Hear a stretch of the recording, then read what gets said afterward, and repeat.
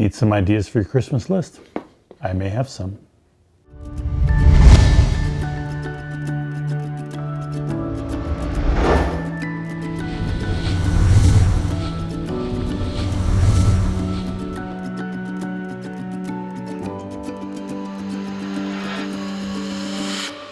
Hey guys, excuse the mess excuse the mess I have here on my desk. I'm in the middle of making a whole bunch of Christmas presents and a few other things. A constant, continuous work on my cabinets if I ever get them done before I die. But I thought, I'd do this quick little video on some tools that I bought or some things that I bought for my shop that I didn't think I would use as much as I actually do use. And I thought I'd share them with you in case you wanted to put them on maybe, your Christmas list. But top 5 things in no particular order really. All these things actually work quite well, so I was quite impressed with them. But I'll start off with this here. These are the Rockler corner holders, and they're for cabinets, and you clamp them on the corner in any type of box that you're making. And it holds it in place, and especially if you're a one-man shop, which is what I am. This holds the pieces at a 90-degree angle in place so that you can get around and glue them up or put clamps on or nail them or screw them in, whatever the case may be. But these, I bought the 3/4 inch, and they were on sale. And of course, if you know me by now, you know I get everything on sale. And I liked them so much that I actually went back and bought the 1/2 inch set. Haven't used them yet. I haven't had a chance to use them, but I thought they'd be perfect for drawers when I wasn't using finger joints. Although all of the drawers that I've been doing so far have had finger joints, but ones that are just going to be quick drawers to put together, these would be perfect. But they do hold the sides in place. I had big, for my cabinets, the base cabinets, these held up really well, held them tight, held everything together, nothing fell apart.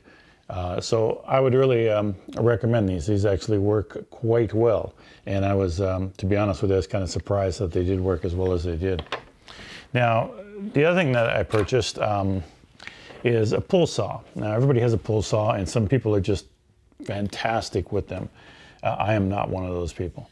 But I do find that I use this thing all the time. Like there's always a point in your shop where you just have to make a quick cut.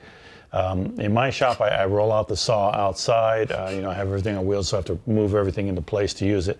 And sometimes I just don't feel like, getting the saw all set up and move it in place to hook it up to the vacuum and everything just to make one cut. And so I do so on this, and I find that this is really accurate, pretty straight cut, and it's fast. So I'd recommend it's the pull saw. Originally from Japan, but these things just work fantastic. And I've had this one now for about a year, and I would probably say I used it at least once a week for something. And if you get really good at it and you want to do hand cut dovetail joints and things like that, this is the saw to have, and it works very nice. Now the other thing that I bought is this Wixley, I think it is, digital angle finder. And this thing is really accurate. When I first bought it, I thought, that'd be cool, I'll probably use it, but I didn't think I'd use it as much as I do. But you use it to set the angle on the table saw. I use it to make sure that when I'm doing any cross-cutting on my bandsaw, when I'm splitting wood in half, I want to line up the blade perpendicular with the base, and this thing actually works quite well at that, making sure it's 90 degrees. It's great for the joiner, to make sure the joiner is set up correctly. And I just use this on anything that I need to add a degree to. So any angle cuts, any squaring up of anything, this works perfect. It's got a magnetic base, so it holds on to everything. It holds on pretty good. There's pretty powerful magnets in there.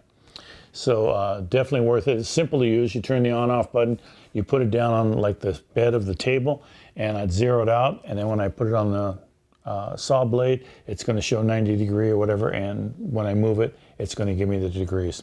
So another thing I'd recommend using or getting, like I said, I didn't think I'd use this much, but I use it quite a bit. So the next thing that I have is I have these calipers here, and it's basically for accurate measurement of wood thickness and distances. And I find that I use this a lot. Now, I've always been, when I had my shop, all we used was tape measures, and that's all you used. And tape measure you use for everything. But I find more and more that I'm using other tools for measuring to give me a more accurate cut and more accurate thickness.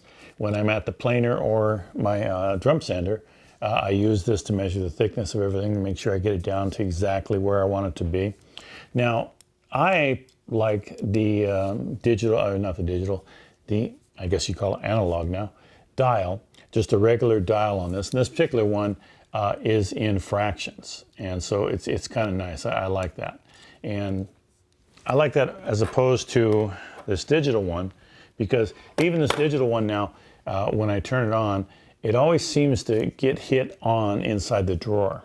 And I'm trying to, design something in there so that it sits by itself so it doesn't get turned on all the time. And the batteries always end up dying. So, I get tired of replacing the batteries, but I think that this one here is just as, they're both extremely accurate. I think this one's just as accurate as this, and you don't have to worry about batteries for this. This works all the time.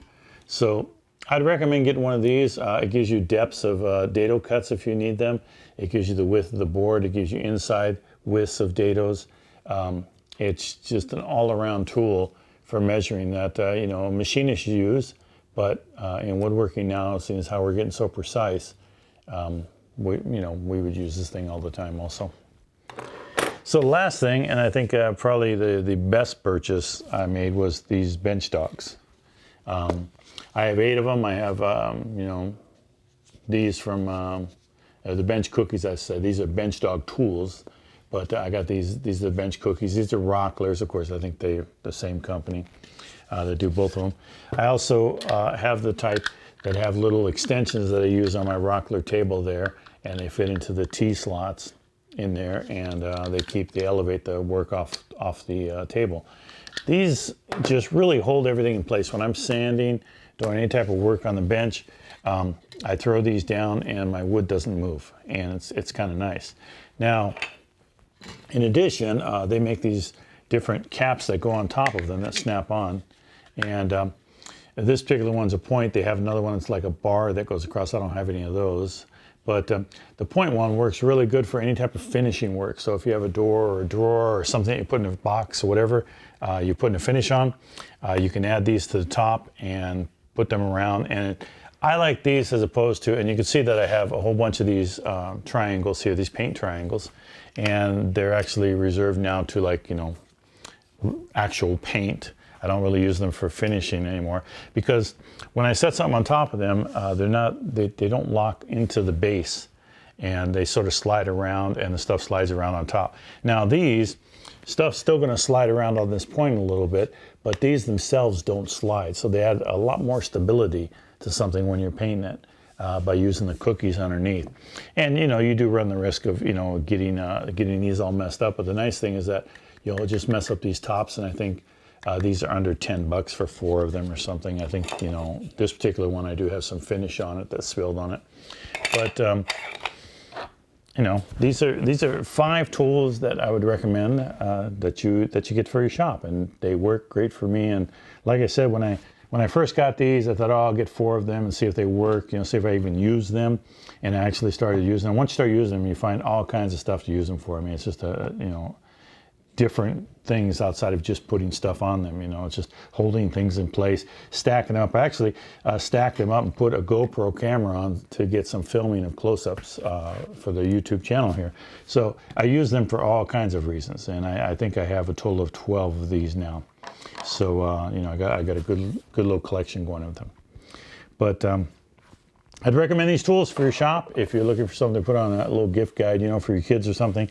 It's definitely worth getting some of these, and they're not, all of them I think are under $50. I mean, I don't think anything's over actually 25. Maybe the saw is a little bit more in this, might be, but yeah, good things to have in the shop. So I thank you for watching this far, and I will soon be releasing a lot of videos on the other stuff that I'm making. So hopefully you'll hit that subscribe button and stick around and see what's next. Thanks for watching this one. Oh yeah, baby, give me some attitude. Just give me some attitude. All right, Where's the I'm hoping this time. Will you stop? Yeah, Back down. woo!